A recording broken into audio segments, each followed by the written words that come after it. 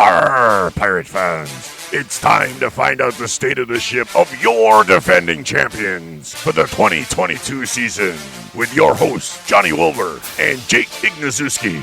And now, brought to you by Resonate, it's the state of the ship.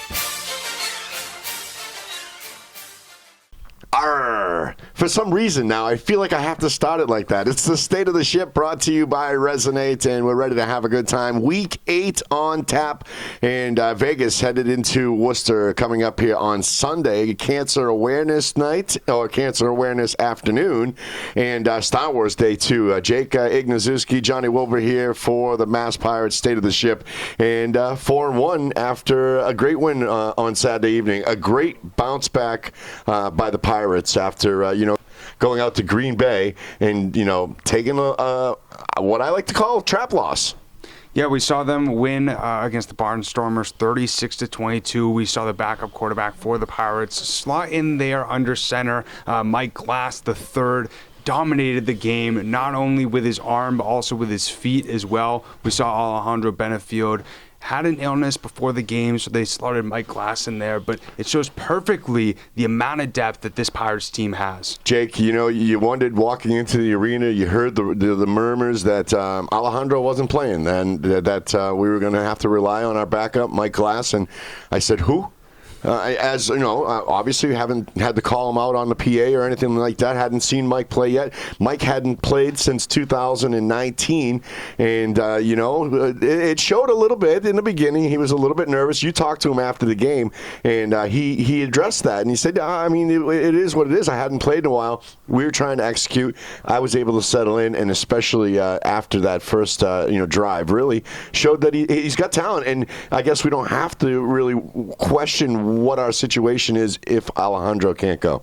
Right, and I talked to the Pirates offensive coordinator, Coach Mark Stout, and he mentioned that unlike other teams or other sort of things that you see in the NFL, for example, where you see the backup quarterback and the starting quarterback, sometimes the starting quarterback mainly gets the first team reps, and you see the backup quarterback mainly get the second team reps. But here at the Pirates, they both share the first team reps, so then the backup is able to get acclimated if he does need to slot in as the starter. And as you mentioned, we saw him really do a good job, mainly later in the first half, but also in the second half where he really looked comfortable and was able to ultimately throw 4 passing touchdowns, get 1 rushing touchdown, and we really saw him start to really feel comfortable under center. I think one of the great things is that Alejandro was just feeling under the weather, so it wasn't an injury-related non-start. It was just he didn't feel good and wasn't able to play that day. He will be back on the field this Sunday, so it's a little different than the situation where Dro came on and took over for Sean Brackett a couple of years ago, and then really had to shine,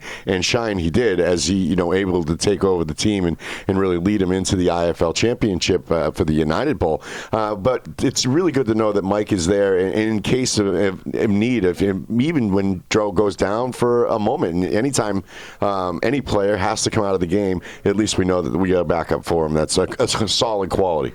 Very true, and even though it wasn't the same quarterback under center, we still saw wide receiver Thomas Owens really show what he can do, being able to reel in 2 touchdowns. And then we also saw Isaac Zico do a very good job of getting a little bit of an acrobatic touchdown as well in the end zone. But the best play, in my opinion, of the entire game was when we saw Mike Glass. He ran around a little bit, was trying to make sure that he didn't get sacked on a play there in the fourth quarter, and then he threw a little bit of a shuffle pass to Darren Carrington in the back of the end zone. And in my opinion, that deserves to be on the top 10 on SportsCenter. Well, that and anything that Lucas Dennis did that night as well. 11 tackles and just 2 interceptions that were just, the first time I had a chance to call Lucas's name on the big PA, and it was great, and for a great reason. He had 2 really nice interceptions. And especially the second interception, too. I feel like that really solidified the win for the Pirates and ultimately led to that touchdown from Mike Glass to Darren Carrington. And, it's interesting because fans might not know this, but, we were recording some stuff with Lucas during pregame, and he pointed right to the camera and he said, I'm gonna get 2 interceptions today. I'm gonna speak it into existence, and that he did. So it was nice to see his sort of manifestation come into reality. Did he predict the player of the week for defense in the IFL? He didn't. And as John mentioned, Lucas Dennis is the defensive player of the week, representing the Pirates. Week in a row that we have a defensive player of the week on the team. Very true, and it's going to be interesting to see how this defense continues to dominate. We're starting to see them get a lot more comfortable, not only as a unit, but especially against a very tough Barnstormers quarterback, DJ Peterson. We were talking about him prior to this week, him leading the league in total offensive yardage average per game. Peterson showed right away that he could run. I mean, he scored on the first play from scrimmage for the Barnstormers, and it just changed the tempo of the game right there. The defense said, whoa. And you could see right after that, they were very locked in on everywhere Peterson went, and he really didn't have much after that in the way of yardage. He carried the ball a lot, but he was in the backfield an awful lot. I think there was one sack that was at least 25 yards behind, at least a 25-yard loss, and the defense has really stepped up, and I think they had something to prove after coming back out of Green Bay. 1,000%. And now, currently looking on the statistics sheet, the Pirates currently lead the league in sacks against the team. And we saw them total 3 of them, all between Kobe Kwanzaa, Deshaun Downey, Jemias Pittman, as well as we also saw one from Claudel Lewis, which he got his first sack of the season. So, we saw Peterson, as you mentioned, run around a lot. 11 attempts for 100 yards. That's sort of his strength. And I talked to Deshaun Downey after the game, and he mentioned that was something that they prepared for throughout the week leading up to this past game. And he even gave him a little bit of praise, saying that he's a very good player. He's a little bit of a shifty player, a smaller player. So specifically on that first play, he mentioned that it was tough for them to fully get a tackle on him. But as you mentioned, in that second half, the defense shut him right down. Without a doubt. And then we go back to the offensive side of the ball, and the way that Thomas Owens and Isaac Zico now play off each other, and the way that they just command the backfield as far as receivers go, they really have caused havoc on defenses. And if you're covering T.O., you're not being able to cover Zico, and vice versa. Very true, and we saw 2 acrobatic catches from both players. Especially one from T.O. One you wondered if he was coming back out of the stands. Exactly. But as a defense, you're definitely circling those guys' names leading up to the week against the Massachusetts Pirates, and that's something that, looking towards this next week, the Nighthawks are definitely going to have to be nervous about. Talking about this next week, Dro back behind center on quarterback, and as we go along getting healthier, we had a new kicker in this week as well. Craig Peterson did a decent job, had a couple of kicks blocked and a few misses, but had quite a few chances without a doubt. He gave him enough chances. A big kid, tall kid, and looked good out there for his first game in quite some time as well. Went for the deuce late in the second quarter at the end of the first half, and hit the uprights, or hit the stanchions in the ceiling, so he was unable to that. Have you seen a deuce yet?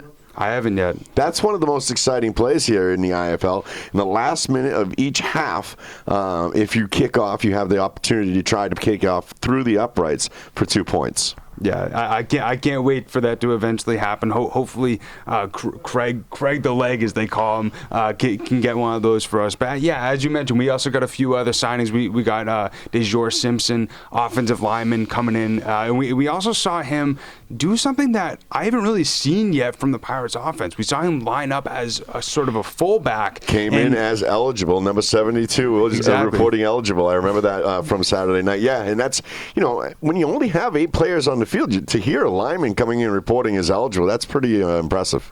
Right. I actually had the opportunity to talk to offensive lineman Chaz Wright, who's currently on the IR. Asked him a little bit about what the reasoning behind that is this afternoon. And he mentioned it's mainly for the extra protection for a guy like Mike Glass who can run around and also be able to make sure that when you have that MAC offense that you're able to get enough blockers so then you don't allow too many sacks. And what's nice is that this offensive line has been shut down for the Pirates. We haven't seen a lot of times when anybody over center, whether it's Glass or Benefield, really be nervous under center and have to scurry around or think that they're going to get sacked.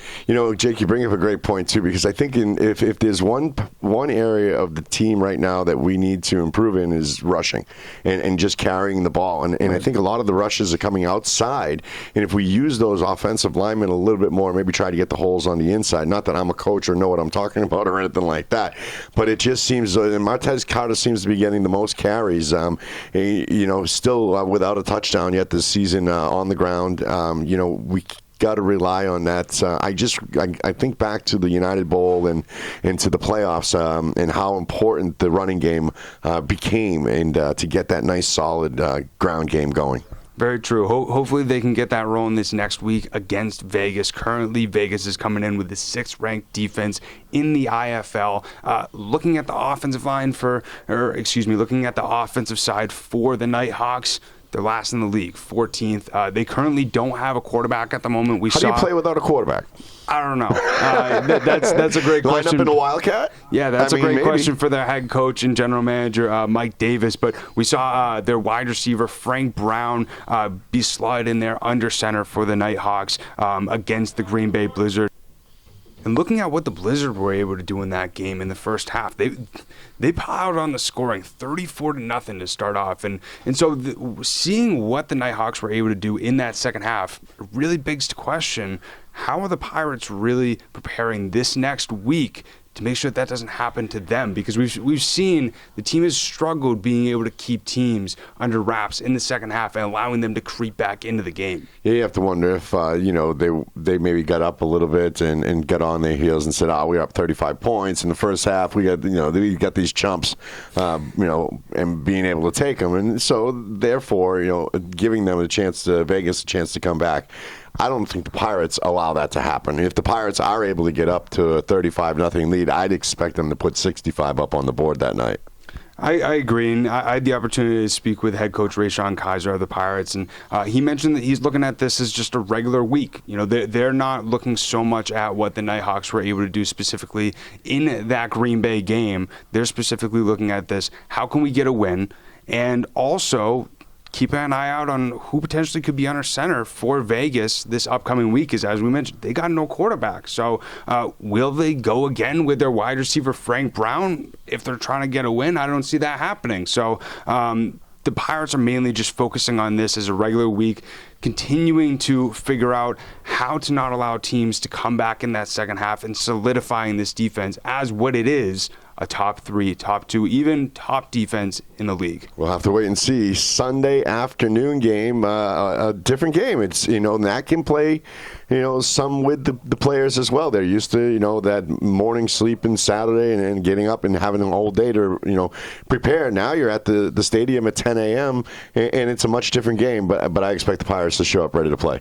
Me as well. And, if people want to come out and support the team at the DCU Center at 1 p.m. this upcoming Sunday for, as John mentioned, Cancer Awareness Day as well as Star Wars Day, you can get your tickets right now at masspiratesfootball.com or on Ticketmaster, or if you want to go to the DCU Center box office, you can get them there as well. But definitely check them out.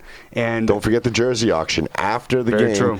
Stick around. We'll auction off the jerseys right off the players' backs, and all the proceeds going to support the cancer research. Yeah, so actually something that is really cool at the Pirates did is that we went to a local school, a local elementary school, and we had the kids do a little bit of painting on these jerseys, nice. write some hope messages for cancer survivors as well as fighters, and it's a really cool. It's going to be a really cool event to see the players actually wear these jerseys, and as you mentioned, they're going to be raffled off at the end of the game. But definitely go and check out tickets there. It's going to be a super fun event, and it's going to be the last home game for the next 2 weeks as we see the Pirates go to their West Coast 2-game road trip. Make sure you say hi to Jake. He's the handsome one running around in the suit and little lapel on his suit there. He does a great job, and make sure you come on out. Bring your family. Enjoy the game. Check out the podcast all the time, and always